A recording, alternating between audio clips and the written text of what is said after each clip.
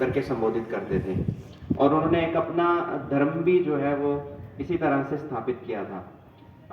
श्री बिरसा मुंडा जी, जिनका जन्म 1875 में हुआ था, 15 नवंबर 1875। शायद अली हातू नाम की कोई एक जगह है झारखंड में, जो कि उस समय बंगाल में हुआ करती थी, वहां पर उनका जन्म हुआ था।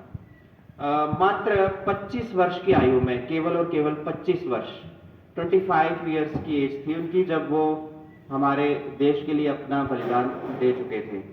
25 वर्ष केवल, ये आश्चर्य होता है। और इससे भी ज्यादा आश्चर्य इस बात का होता है कि हम हमेशा से ये मानते हैं कि जनजातियां हमेशा पिछड़ी रहती हैं, उन्होंने हमारे देश के लिए क्या ही किया होगा। लेकिन श्री बिरसा मुंडा जी, जो कि एक जनजाति से बिलोंग करते थे, और उन्होंने हमारे देश के लिए इतना बड़ा बलिदान दिया। बिरसा मुंडा जी के विषय में यदि कुछ बातें कही जाएं तो कहा जाता है कि बचपन में वो भी पढ़ने में बहुत होशियार थे, पढ़ाई में बहुत रुचि थी, साथ में उन्हें बांसुरी बजाने में भी बहुत रुचि थी। एक और बात, उन दिनों जब 1875 की बात हो रही है तो बिरसा मुंडा जी को पकड़ने के लिए अंग्रेजों ने केवल और केवल 500 रुपए की शर्त रखी थी। 500 रुपए कि जो भी पकड़ के लाएगा उसको 500 रुपए का इनाम मिलेगा। तो जल्दी ही वो पकड़े गए थे और उन्हें लगभग अपने जीवन में 2 बार जेल हुई थी। पहली बार जेल में वो 2 साल के लिए जेल गए थे, बाद में जब उन्हें जेल हुई तो उनकी मृत्यु भी जेल में ही हो गई थी। 6 जून 1900 में उनकी जेल में ही मृत्यु हो गई थी।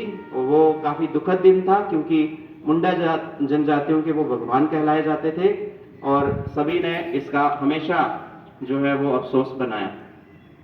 तो अब इसी जनजातीय गौरव दिवस पर कल हमारा विद्यालय विशेषतः जो हिंदी, संस्कृत, इंग्लिश की जो कक्षाएं होती है, कक्षा 4 से लेकर के कक्षा 9 तक के बच्चे अपनी कक्षा में उनके संबंध में एस्से राइटिंग, निबंध लेखन लिख करके अपने जो भी विषयाध्यापक हैं, जो भी हिंदी, संस्कृत, इंग्लिश और असमीज 4 भाषाएं हैं, अपनी अपनी भाषाओं में आप उनके विषय में लिख सकते हैं। कुछ एक बातें मैंने आपको बता दी हैं, कुछ बातें आप घर में जाके पढ़िए, पुस्तकालय में जाकर के पढ़िए, उनके विषय में बताइए उन्होंने अपने जीवन में क्या क्या किया, कैसे कैसे उन्होंने अपने जीवन